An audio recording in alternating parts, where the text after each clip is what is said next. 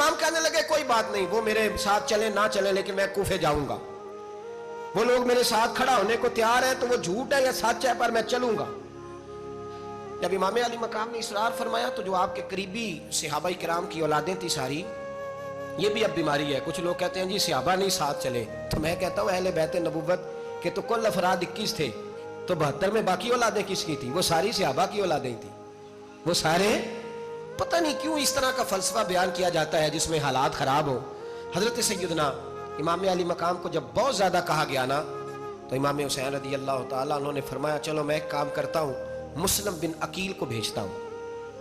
हजरत अली के भतीजे हैं, इमाम हुसैन रदी अल्लाह ताला अन्हु के चचा के बेटे हैं हजरत अकील के साहिबजादे मुस्लिम बिन अकील। बड़े समझदार आदमी थे, मामला फहम थे, बड़े जर्री थे, इतना जबरदस्त मशवरा कम लोग देते हैं जितना हजरत मुस्लिम बिन अकील देते थे। उनको भेजा गया कूफे। अब उसमें बड़ी तफसील है, वो अपने 2 बच्चे भी ले गए। जब वो कूफे पहुंचे ना, तो कूफे पर जनाब नौमान बिन बशीर की हुकूमत थी, आप गवर्नर थे और अहले बैत से बड़ी अकीदत रखने वाले, नरम रवैया। उबैदुल्लाह इब्न ज़ियाद कूफे का गवर्नर नहीं था, ये किसी और इलाके का था। जब आप वहां पहुंचे तो नौमान बिन बशीर ने देखा कि हजरत मुस्लिम बिन अकील आए हैं, तो लोग दौड़े उनकी बैत करने, भागे। इतने लोग जमा हुए कि एक दिन में 17,000 आदमी ने बैत कर ली। कितने बंदे जी?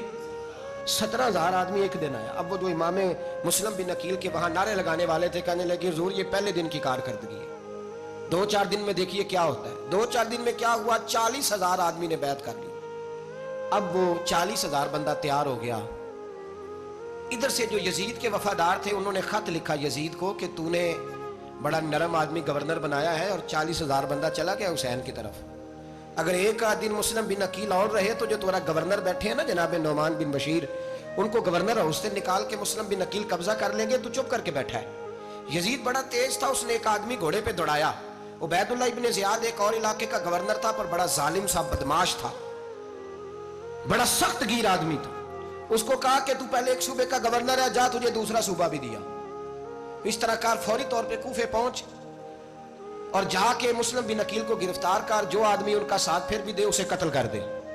उसने क्या किया, वो आधी रात को आया, मुंह छुपाया, जुब्बा पहना, लोग समझे इमाम हुसैन आ गए। बहुत सारे लोगों ने उसके नारे भी लगाए। वो चुपके से दाखिल हुआ अंदर, और चुपके से दाखिल होकर उसने सबसे पहला काम यह किया कि नौमान बिन बशीर रदी अल्लाह अन्हु को माजूल किया, कूफे के गवर्नर हाउस पे कब्जा किया।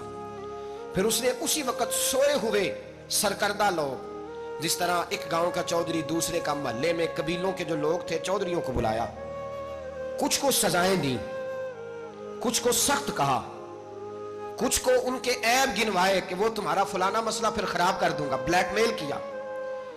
सुबह होने तक हालात अगर तुमने मेरे काबू में ना किए तो याद रखना बड़ा मुश्किल होता है हक पे खड़ा होना। बड़ी चीजें लोगों को याद आती है, अल्लाह जानता है। पहले कुछ होता है, बाद में मामला कुछ होता है। हजरत मुस्लिम बिन अकील के साथ जिस दिन उबैदुल्लाह इब्न ज़ियाद आया, 40,000 का लश्कर था।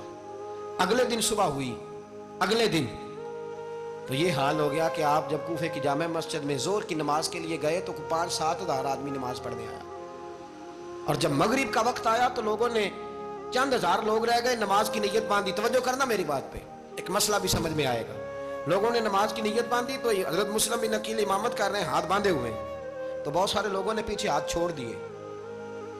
एक बंदे ने दूसरे से पूछा वो हाथ क्यों नहीं बांधते? कहने लगे अगर उबैदुल्लाह इब्न ज़ियाद के किसी बंदे ने देख लिया ना तो हम उसे कहेंगे हम तो नमाज पढ़ ही नहीं रहे थे, वैसे ही खड़े थे, हाथ ही नहीं बांधे सिरे से। जब नमाज की इमामत बांधी तो 10-11 सफ़े थी। जब मुस्लिम बिन अकील रदी अल्लाह ताला ने सलाम फेरा तो पीछे बंदा ही कोई नहीं था। हजरत मुस्लिम बिन अकील को गिरफ्तार किया गया। अरब का रिवाज था दुश्मन को सख्त सजा दें ताकि बाइस इबरत बने। बहुत ऊंचा मीनार था कूफे का, गवर्नर हाउस का, ऊपर ले जाके जनाब मुस्लिम बिन अकील को ज़मीन पे गिराया गया। और जब वो शहीद हो गए तो शहीद होने से एक रात पहले वो ख़त लिख चुके थे इमाम हुसैन को कि आप आ जाएं, हालात बड़े अच्छे हैं। ख़त मिला तो इमाम हुसैन मक्के से कूफे की जानिब चल पड़े। इमाम अली मकाम रदी अल्लाह ताला अन्हु जब चल पड़े, तशरीफ़ ला रहे थे तो रस्ते में फर्जक शायर मिला, बड़ा मुहिब्बे अहले बैत था। रस्ते में मुलाकात हुई, अल्लाह अकबर। हजरत मुस्लिम बिन अकील जब गिराया शहीद हो गए तो फिर उसने इस तरह किया कि आपकी लाश को लटका दिया चौक में, لوگ دیکھتے تھے تو عورتیں بچوں کو کہتی تھی تو نے باہر نہیں نکلنا, ہم نے نہیں امام حسین کے ساتھ چلنا, بس بس بڑا خوف ہے, کوئی بندہ نہ باہر نکلے, کوئی نہیں ضرورت ہمیں, حالات بہتر ہوگی تو دیکھی جائے. آج کتنے لوگ ہیں, کتنی دیگیں پکی, کتنی نیازیں بٹی, کیا کچھ ہوا. آپ ناراض نہ ہونا, میں آپ میں سے ہوں, آپ مجھ سے ہیں, یہ بات آپ کی نہیں میری سب کی ہے. آج بھی اگر امام حسین کے نام پہ جان دینے کی باری آئے گی تو دیگیں ہی رہ جائیں گی. ناراض تو نہیں ہو گئے آپ لوگ؟ فٹافٹ مائیں کہیں گی باہر دی جانا, بالکل پتر سانو کی لگے, سارا دن کوئی ہمارے لیے. وہ پیر صاحب تو کرتے رہتے ہیں باتیں, ان کا تو کام ہے, خبردار ہم نے نہیں جانا. دیگیں دینے کو سارے تیار ہیں, جانے دینے کو تیار ہونا. ناراض ہو گئے آپ لوگ؟ چلو کوئی نہیں, ہو جاؤ, خیر صلی اللہ ہے, بات تو ٹھیک کر رہا ہوں نا. حضرت امام حسین رضی اللہ تعالیٰ عنہ نے فرزق شاہ رستے میں ملا تو امام حسین کو کہنے لگا کہاں جا رہے ہیں؟ فرمایا میں کوفے جا رہا ہوں. کہنے لگا حضور نہ جائیے گا, لوگوں کے دل آپ کے ساتھ ہیں, تلواریں آپ کے ساتھ نہیں. سیدنا امام حسین رضی اللہ تعالیٰ عنہ کو آ کے کہا حضور وہ سارے کوفے والے مانتے ہیں کہ بات حسین کی ٹھیک ہے, لیکن آپ کی سپورٹ نہیں کریں گے. اور اگلی بات فرزق نے یہ کی کہ حضور میں حضرت مسلم بن عقیل کی لاش کو لٹکی ہوئی دیکھ کے آیا ہوں کوفے کے چوک میں. بڑا ہی خوبصورت فکرہ ہے امام حسین کا. فرمانے لگے میرا بھائی لٹکا ہوا تھا, کہیں کسی کے آگے جھکا تو نہیں تھا؟ لٹکا ہی تھا نا, کہیں جھکا تو نہیں کسی کے آگے؟ کہا حضور نہیں. تو آپ فرمانے لگے اگر مسلم بن عقیل لٹک گیا تو حسین بھی لٹک جائے گا, لیکن جھکے گا. حضرت امام حسین تشریف لائے, بچوں سمیت آئے. حر بن یزید ایک شخص تھا.